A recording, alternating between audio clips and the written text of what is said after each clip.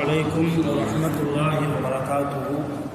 أحمد الله العظيم ونصلي على رسوله الكريم أما بعد. அன்பான ஜமாத்தார்களே, அல்லாஹ்வுடைய மகத்தான பேரருளால் தராவி தொழுகையை தொழுதுவிட்டு நன்மையான காரியங்களை பற்றி பேசுவதற்காக கேட்பதற்காக நாம் இருக்கிறோம். ரப்புல் ஆலமீன் நாம் செய்கிற எல்லா இபாதத்துகளையும் முழுமையாக கபூல் செய்வானாக. ஆமீன். அருமையானவர்களே, குர்ஆனோடு ஒரு தொடர்புள்ள வாழ்க்கையாக நம்முடைய வாழ்க்கையை நாம் ஆக்கிக்கணும். குர்ஆன் இருக்கிறதே நாளை கபூரிலே நமக்கு தோழனாக இருக்கும் என்றார்கள் ஸல்லல்லாஹு அலைஹி வஸல்லம். நபி ஸல்லல்லாஹு அலைஹி வஸல்லம் அவர்களுடைய காலத்தில் ஒரு சஹாபி ஒரு இடத்துல கூடாரம் போட்டு இருந்தார். அந்த கூடாரத்துக்குள்ளே அவர் ஓய்வெடுத்து கொண்டிருக்கிற போது யாரோ ஒரு மனிதர் குர்ஆன் ஓதுகிற சப்தத்தை அவர் கேட்டார். அவர் பயந்து போய் அந்த சஹாபி ரசூலுல்லாஹ்விடத்திலே வந்து, யா ரசூலல்லாஹ், நான் கூடாரம் போட்டு அமர்ந்திருக்கிற ஓய்வெடுத்து கொண்டிருக்கிற போது யாரோ ஒருவர் என் கூடாரத்திற்குள்ளேயே குர்ஆன் ஓதுவது போன்று நான் கேட்கிறேன். அக்கம் பக்கம் பார்த்தா யாருமே இல்லை, ஆனால் ஓதுகிற சப்தம் மட்டும் கேட்டுக்கொண்டே இருக்கிறது என்று சொல்ல, நபி ஸல்லல்லாஹு அலைஹி வஸல்லம் அவர்கள் அந்த சஹாபி தங்கியிருந்த கூடாரத்திற்கு வந்து பார்த்தார்கள். பார்த்தால் அவர் எந்த இடத்தில் கூடாரம் போட்டிருக்கிறார் என்றால், ஒரு கபரிலே அவர் கூடாரம் போட்டிருக்கிறார். அந்த கபர் தரைமட்டமாக ஆக்கப்பட்டிருக்கிறது காலப்போக்கில். ரசூலுல்லாஹ் சொன்னாங்க, நீ ஒரு கபரின் மீது கூடாரம் போட்டு அமர்ந்திருந்தாய், இது ஒரு கபர், இந்த கபருக்குள்ளே இருப்பவர் குர்ஆன் ஓதி கொண்டிருக்கிறார், அந்த கபராளி குர்ஆன் ஓதி கொண்டிருக்கிறார் சொல்லிட்டு ரசூலுல்லாஹ் சொன்னாங்க, யார் உலகத்தில் வாழ்கிற போது குர்ஆனின் தொடர்போடு அதிகமாக குர்ஆன் அந்த தொடர்போடு இருந்தால் கபரிலும் அவர் குர்ஆன் ஓதி கொண்டிருப்பார் ரசூலுல்லாஹ் சொன்னாங்க. நாமெல்லாம் கேள்விப்பட்டது என்ன, நல்லவங்களாக இருந்தால் தூங்குவாங்க, புதுமா பிள்ளை உறங்குவது போன்று கபரிலே அவர்களுக்கு தூக்கத்தை அல்லாஹ் தருவார். இது ஒரு வகை. இன்னொரு வகை, இந்த மாதிரி இபாதத்து செய்யக்கூடியவர்கள், குர்ஆன் தொடர்பில் இருந்தவர்கள், தொழுகையின் தொடர்பில் இருந்தவர்கள், கபரிலேயும் அவர்களுக்கு தூக்கமில்லை, குர்ஆனுடைய தொடர்பில் தான் இருப்பார்கள், தொழுகையினுடைய தொடர்பில் தான் இருப்பார்கள். ஆக கபரில் நாம் குர்ஆனோடு இருக்க வேண்டும் என்றால் என்ன செய்யணும்? உலகத்தில் குர்ஆனுடைய தொடர்பில் அதிகமாக இருக்கும். அதிகமான நேரங்கள் குர்ஆனுடைய, கொஞ்சம் நேரம் கிடைச்சா வேலை நேரங்கள் போக ஓய்வெடுக்க தான் சொல்லுது இல்லையா, அல்லது ஏதாவது செல்போன்கள் பார்ப்பதற்கு சொல்லுது. அந்த மாதிரி நேரங்களில் எல்லாம் குறிப்பிட்ட ஒரு சூறாவையாவது, அந்த சஹாபி கேட்டார் இல்லையா குர்ஆன் ஓதுகிற சப்தம், அவர் எந்த சூறா ஓதுனார்னா தபாரக்கல்லதி சூறாவை ஓதிக்கிட்டு இருந்தார். 29வது ஜுஸ்ல முதல் சூறா. ரசூலுல்லாஹ் சொன்னாங்க, அந்த கபர்வாசி உலகத்தில் வாழ்கிற போது அடிக்கடி அந்த சூறாவை ஓதிக்கொண்டிருப்பாராம். அடிக்கடி அந்த சூறாவை ஓதிக்கொண்டிருந்ததால் கபருக்கு போனதற்கு பின்னாலும் அவருக்கு தபாரக்கல்லதி சூறாவை ஓதக்கூடிய பாக்கியத்தை அல்லாஹ் கொடுத்தான்.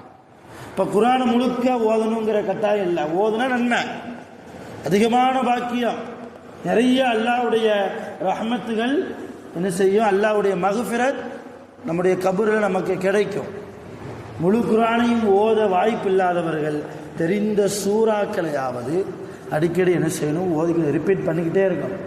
ரொம்ப குறைஞ்ச, ரொம்ப ஆக சிறிய சூறா குல் ஹுவல்லாஹ் சூறா, இன்னா அத்தைனா சூறா, வல் அஸ்ர் சூறா திரும்ப திரும்ப ஓதிக்கிட்டே இருக்கிற போது மிகப்பெரிய பாக்கியம். ரசூலுல்லாஹ் சொன்னாங்க, 3 முறை குல் ஹுவல்லாஹ் சூறாவை ஓதினால் குர்ஆனில் 10 ஜுஸ் ஓதிய நன்மை. இன்னொரு ஹதீஸ் இப்படி வருகிறது, குர்ஆன் முழுக்க ஓதி முடித்த நன்மை. 3 முறை குல் ஹுவல்லாஹ் சூறா ஓதுனா. குர்ஆனை தொட்டு ஓதுவதற்குத்தான் ஒழு தேவை, ஒழு இல்லை, குர்ஆனை தொடாமல் நான் ஓதுகிறேன் என்ற சில சூறாக்கள் மனப்பாறை இருக்குது, அதை நான் ஓத போகிறேன் என்ற ஒழுவு தேவைன்னா ஒழுவு தேவையில்லை. ஒழுவு செஞ்சால் ஒரு நன்மை, ஒழுவு செஞ்ச நன்மை கிடைக்கும். ஒழுவு செய்யாத நிலைமையிலும் கூட குர்ஆனை ஓதலாம், ஆனால் தொடக்கூடாது. தொடாமல் ஓதலாம். இப்போ நிறைய ட்ராவல் பண்ணுறோம், நிறைய இடத்திற்கு போகிறோம், எத்தனை முறை குல் ஹுவல்லாஹ் சூரா ஓதலாம்? எவ்வளவு பெரிய வாய்ப்பு இது. ஒரு சஹாபி அவர் தொழுவார், அல்ஹம்து சூரா ஓதுவார், துணை சூரா ஓதுவார், என்ன துணை சூரா ஓதினாலும் லாஸ்ட்டில் குல் ஹுவல்லாஹையும் சேர்த்துக்கிடுவார். எவ்வளோ பெரிய துணை சூறா ஓதினாலும் அந்த சூறா ஓதி முடிச்சுட்டு குல் ஹுவல்லாஹையும் சேர்த்துக்கிடுவார். இப்படி எல்லா தொழுகையிலையும் எல்லா ரக்காத்துலேயும் அவருடைய நிலைமை இப்படி இருந்தது. சில சஹாபாக்கள் ரசூலுல்லாஹ்ட்ட போய் அந்த சஹாபியை பற்றி கம்ப்ளைண்ட் பண்ணாங்க, இவர் துணை சூறா ஓதுறாரு, அதற்கு பின்னால் குல் ஹுவல்லாஹ் சூறாவும் ஓதிக்கிறாரு. அந்த சஹாபியை கூப்பிட்டு ரசூலுல்லாஹ் கேட்டாங்க, நீ இந்த மாதிரி உன் மேலே கம்ப்ளைண்ட் வருது, எல்லா ரக்காத்துலேயும் குல் ஹுவல்லாஹ் சூறா ஓதுறியா? ஆமாம் யா ரசூலல்லாஹ். ஏன் அப்படி ஓதுற? என்னன்னே தெரியல, குல் ஹுவல்லாஹ் சூறாவை ஓதாமல் தொழுதா எனக்கு தொழுகிற மாதிரியே இல்லை, தொழுத மாதிரியே இல்லை. அதனால் குல் ஹுவல்லாஹ் சூறா எனக்கு ரொம்ப விருப்பமாக இருக்குது, நான் ஓதிக்கிட்டே இருக்கிறேன். ரசூலுல்லாஹ் சொன்னாங்க, நீ குல் ஹுவல்லாஹ் சூறாவை நேசிக்கிறாயா? ஆமாம் நேசிக்கிறேன். அப்படியானால் இந்த குல் ஹுவல்லாஹ் சூறா நாளை உன்னை அல்லாஹ்விடத்தில் வாதாடி சுவனத்திற்கு அழைத்து செல்லும். அல்லாஹ் ஒருவேளை உன்னை நரகவாசி என்று தீர்ப்பு கொடுத்தாலும் கூட இந்த குல் ஹுவல்லாஹ் சூறா அல்லாஹ்விடத்தில் முறையிட்டு என்ன செய்ய? உன்னை சுவனத்திற்கு அதை அழைத்து செல்லும். இப்போ குர்ஆனில் இருக்கக்கூடிய ஒரு சிறிய சூறா குல் ஹுவல்லாஹ் சூறாவுக்கே இவ்வளவு பெரிய அங்கீகாரம் என்றால் முழு குர்ஆனுக்கும் இவ்வளோ பெரிய அங்கீகாரம். ரசூலுல்லாஹ் காலத்தில் ரசூலுல்லாஹ் ஒரு தடவை மஸ்ஜித் நபவிக்கு வர்றாங்க, தொழுகைக்காக வர்றாங்க. பள்ளியாசக்குள்ளே வந்து பார்த்தா ஒரு சஹாபி மூளையில் ஒரு வருத்தத்தோடு கண்ணீர் வடித்துக்கிட்டே இருக்கிறார், அழுதுகிட்டே இருக்கிறார். இப்போ நபி ஸல்லல்லாஹு அலைஹி வஸல்லம் அவங்களுக்கு ஒரு பழக்கம் என்னென்னா, தன் தோழர்கள் யாராவது வருத்தத்தில் இருந்தால் அவங்களுக்கு மனசு தாங்காது, நேராக போய் யாம்பா வருத்தமாக இருக்கிறேன்னு போய் கேட்டாங்க. அப்போ அந்த சஹாபி சொன்னார், அவர் பேர் ஜுலைப் ரலியல்லாஹு அன்ஹு. அவர் சொன்னார், யா ரசூலல்லாஹ், நிக்காஹ் என்பது உங்களுடைய சுன்னத், திருமணம் முடிக்கிறது உங்களுடைய சுன்னத், உங்கள் சுன்னத்தை நிறைவேற்றாமலேயே நான் மௌத்தா போயிருவணுன்ட்டு எனக்கு பயமாக இருக்குது, அந்த கவலையில் தான் நான் உட்காந்து அழுதுகிட்டு இருக்கிறேன். ஏன்பா கல்யாணம் முடிக்க வேண்டியதானே, யார்ட்டையாவது போய் பெண் கேட்க வேண்டியது தானே? இப்போ ஜுலைப் ரலியல்லாஹு சொன்னாங்க, நானும் கருப்பு நிறமாக இருக்கிறேன். ஜுலைப் ரலியல்லாஹுடைய நிலைமையை நம்ம வட்டார வழக்கில் சொல்கிறதா இருந்தால் பரதேசி கோலத்தில் தான் இருப்பாங்க ஜுலைப் ரலியல்லாஹு. ரொம்ப கருப்பு, பார்க்குறதுக்கு ஒரு அழகு இருக்காது, ஒரு மாதிரி விகாரமான தலைமுடியை கொண்டவர்கள் ஜுலைப் ரலியல்லாஹு. இப்போ இந்த மாதிரி நான் இருக்கிறதுனால யார்கிட்ட போய் நான் பெண் கேட்டாலும் என் நிறத்தை பார்க்கிறார்கள், என் கோலத்தை பார்க்கிறார்கள். இன்னொரு பக்கம் நான் ரொம்ப வசதி இல்லாதவன், மகர் கொடுக்கறதுக்கு கொஞ்சம் இருக்குது, அவ்வளோதான், ஒரு திருகமோ 2 திருகமோ வச்சிருக்கிறேன் மகர் கொடுக்கறதுக்கு. ரொம்ப பெரிய பணக்கார வாழ்க்கை இல்லை என்னுடைய வாழ்க்கை.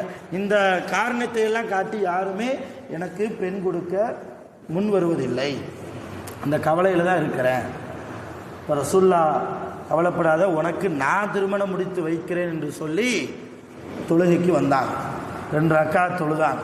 தொழுது முடிச்சுட்டு பார்த்தா மதீனாவிலேயே மிகப்பெரிய பணக்கார சஹாபி ஒருவர் வந்தார். அவரை கூப்பிட்டாங்க ரசூலுல்லாஹ், உன் மகளை இந்த இருக்கிறாரியா ஜுலைப், இவருக்கு கல்யாணம் முடிச்சு கொடுன்னாங்க ரசூலுல்லாஹ். இவ்வளோதான், உன் மகளை இவருக்கு கல்யாணம் முடிச்சு கொடு.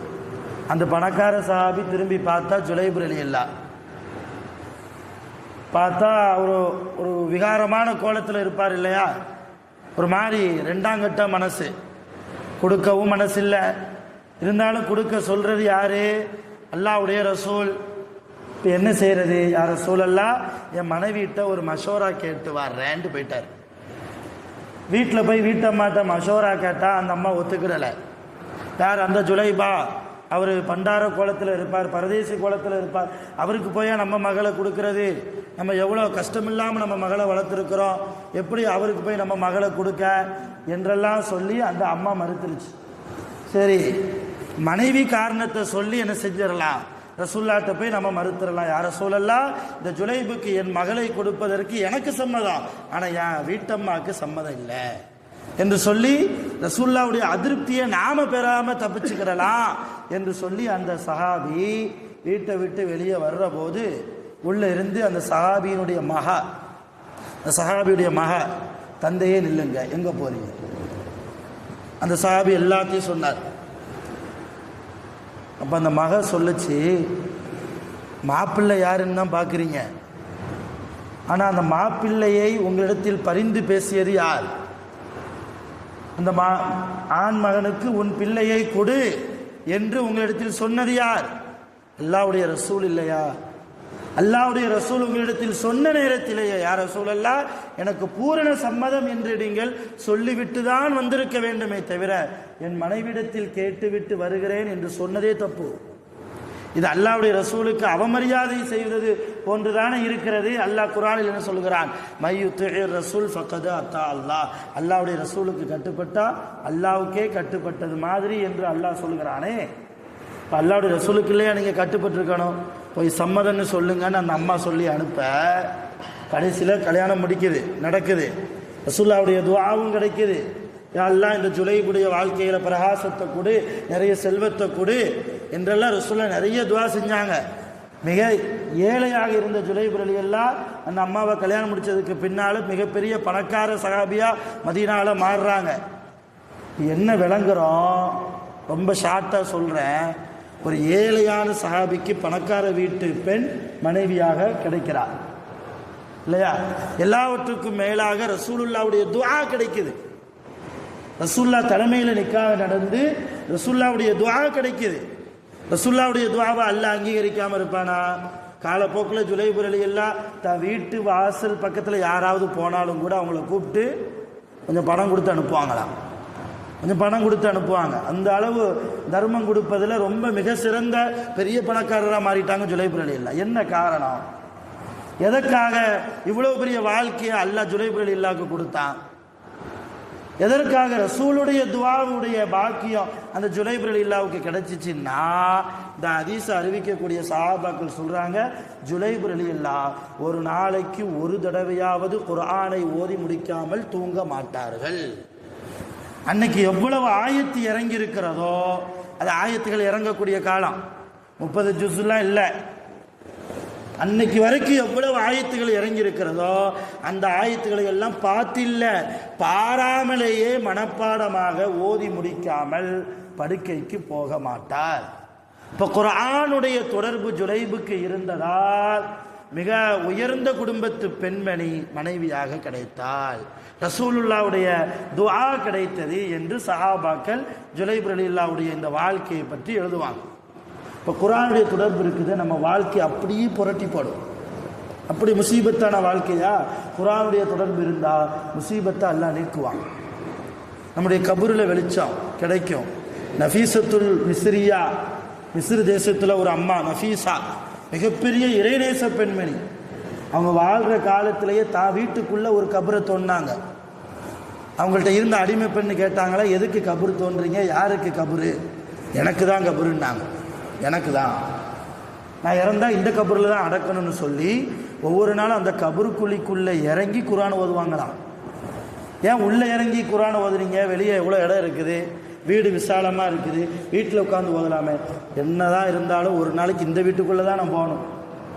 இப்போ நான் ஓதுகிற இந்த குர்ஆனுடைய சப்தம் இந்த கபருடைய நாலா பக்கமும் இருக்கக்கூடிய சுவரில் பதிந்திருக்கும்.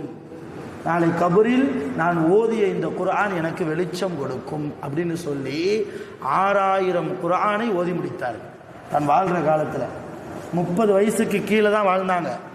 6000 தடவை குர்ஆனை கபருக்குள்ளே உட்கார்ந்து. யார் அவங்க? நம்மளை மாதிரி, நம்ம பெண்களை மாதிரி அவங்களும் ஒரு பெண்ணு தான். நஃபீசத்துல் மிஸ்ரியா ரஹ்மத்துல்லாஹி அலைஹா, மிகப்பெரிய இறைநேச பெண்மணி அவங்க.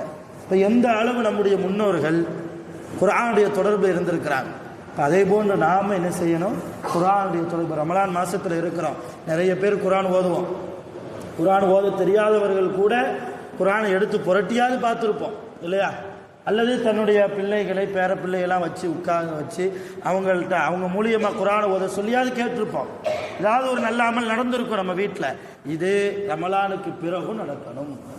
ரமலானுக்கு பிறகும் அதிகமாக என்ன செய்யணும், நம்ம குர்ஆனுடைய தொடர்பில் இருக்கணும். வல்ல ரஹ்மான் அப்படிப்பட்ட குர்ஆனுடைய வாழ்க்கையாக நம்முடைய வாழ்க்கையை அல்லாஹ் முழுமையாக ஆக்கி அருள் புரிவானாக. ஆகிரு தஅவானா அல்ஹம்துலில்லாஹி ரப்பில் ஆலமீன். சுப்ஹானல்லாஹி வ பிஹம்திஹி ஆமீன். சுப்ஹான ரப்பிக ரப்பில் இஸ்ஸத்தி ஸலாமுன் அலல் முர்ஸலீன் வல்ஹம்துலில்லாஹி ரப்பில் ஆலமீன். ஸல்லல்லாஹு அலா முஹம்மத் ஸல்லல்லாஹு அலைஹி வஸல்லம். ஸல்லல்லாஹு அலா முஹம்மத் ஸல்லல்லாஹு அலைஹி வஸல்லம். ஸல்லல்லாஹு அலா முஹம்மத் யா ரப்பி ஸல்லி அலைஹி வஸல்லம். ஸலாம்.